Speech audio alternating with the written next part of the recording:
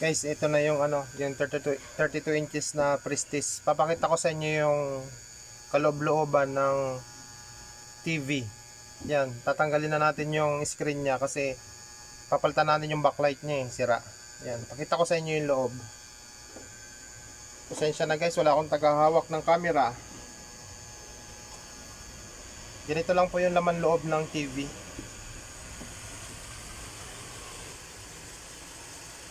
Yan. Pag natanggal mo na yung screen, ayan guys, oh. Tatanggal na natin yung screen. Yan, kulay puti na yung sunod na lumalabas.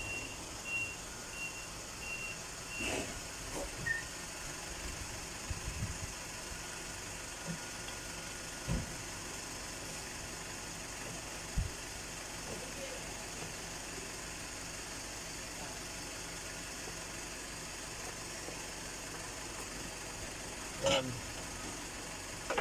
Yan guys.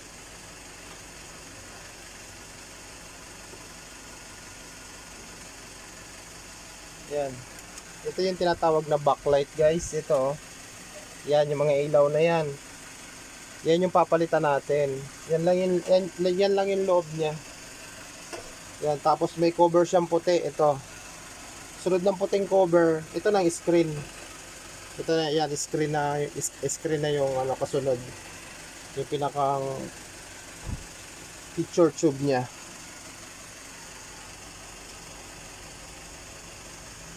Guys, ang hirap ng ano, ng walang tagahawak, pero sikapin natin mag-video para may makita kayo or may karoon kayo ng konting idea kung saan nakalagay yung backlight. Uy, matigas.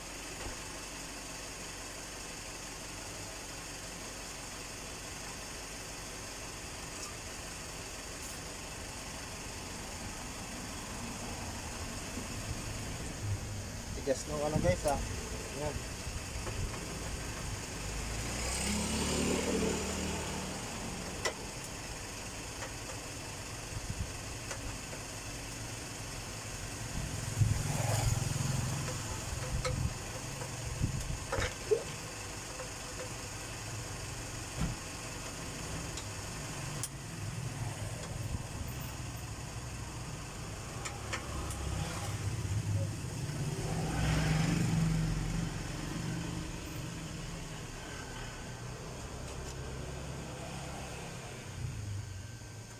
Guys, kada flat screen guys, iba-iba ang design ng kanilang ano, ng kanilang frame or yung pagbaklas o yung laman ng loob ng ano, iba-iba kada ibang brand.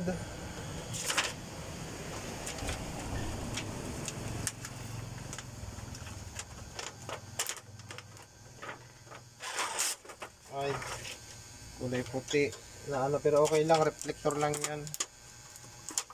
Tumikit yung adhesive.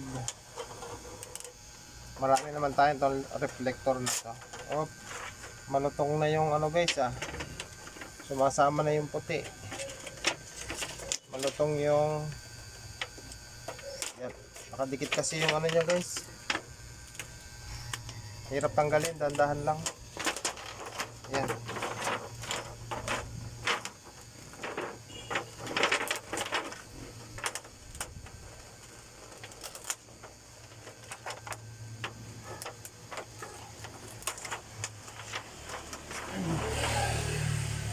Saka dapat guys, pagka magtatanggal kayo nito, dapat malinis yung kamay nyo kasi yung kamay nyo babakat yan sa screen.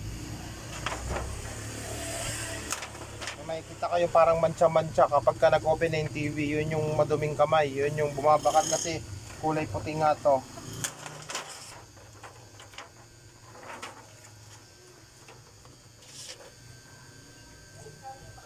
Oh, ayan na.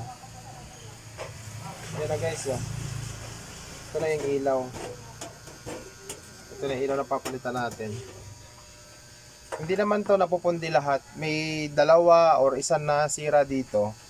Hindi na lahat yan iilaw na kasi naka-series connection po yan. Parang Christmas light. Kapag ka nasira yung isa, hindi na yan gagana lahat. Pero ngayon ang Christmas light ata, hindi na series. Ayan. At testerin natin ang backlight tester. Tingnan natin kung ilang ilaw yung nasira.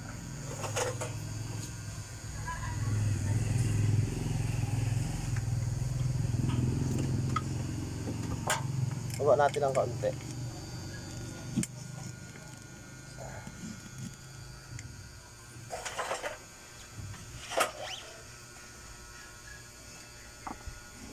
Guys, pasensya na kayo sa video ko guys ha.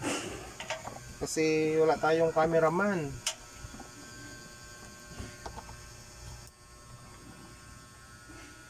Yan. Ito yung tester na to. Yung auto volt na to. Kung ilan lang yung hinihingi ni backlight, yun lang yung ibibigay niya guys. Tsaka sasabihin nito, di ba 300 volts to, 303 volts. Hanggang doon lang yung kaya niyang i-test. Pagka lumampas na ng 300, hindi niya na kayang i-test yun. Ngayon, yung 303 pababa na LED light, kaya pa niyang matest, mapailaw. Ito lang naman na tester lang naman to. Hindi masyadong maliwanag yung backlight kapag ka ito yung pantest mo. Pero kapag ka yung sariling power supply na niya, yung built-in na dito sa TV mismo, napakaliwanag guys, sobrang liwanag. Ito, pantest lang naman ito. Matest lang natin kung ilan yung pundi or good pa ba yung backlight. Ayan. Test natin. Oh, okay pa guys. Oh. Kung nakapansin nyo, may ilaw. Yung ilaw na to, wala pang 1/4 yung brightness nito.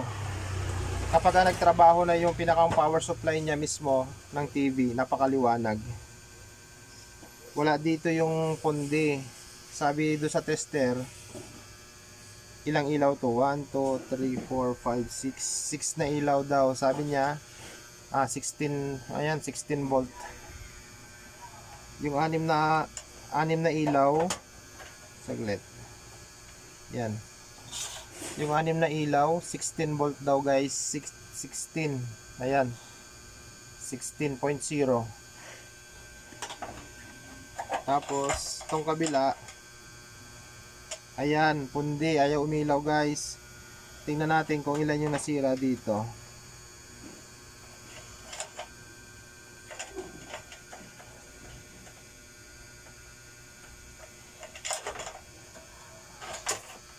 Tingnan natin kung ilan ang sira. Short to.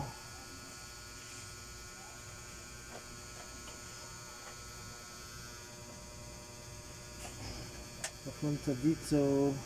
Dito tayo sa dulo. Ayan, may ilaw to. Good tong nasa dulo.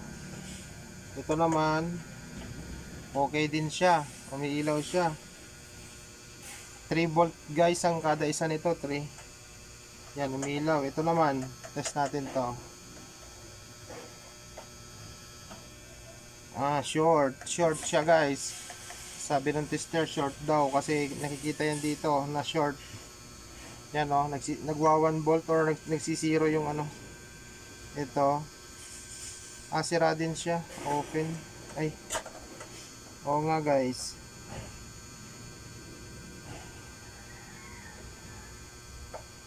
Sira din to.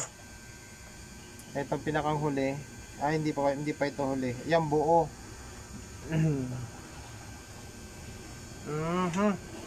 Tatlo yung sira sa kanya, pero itong lahat papalitan na natin. Hindi na natin yan ano yun, papalitan na lahat natin ng bago yun guys. Ito.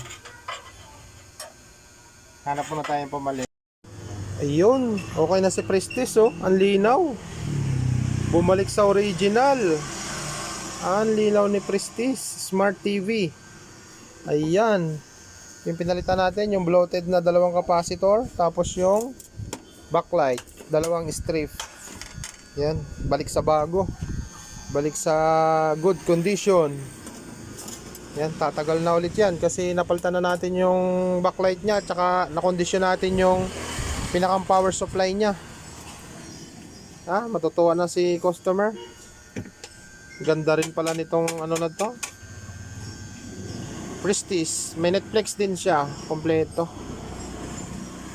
Okay.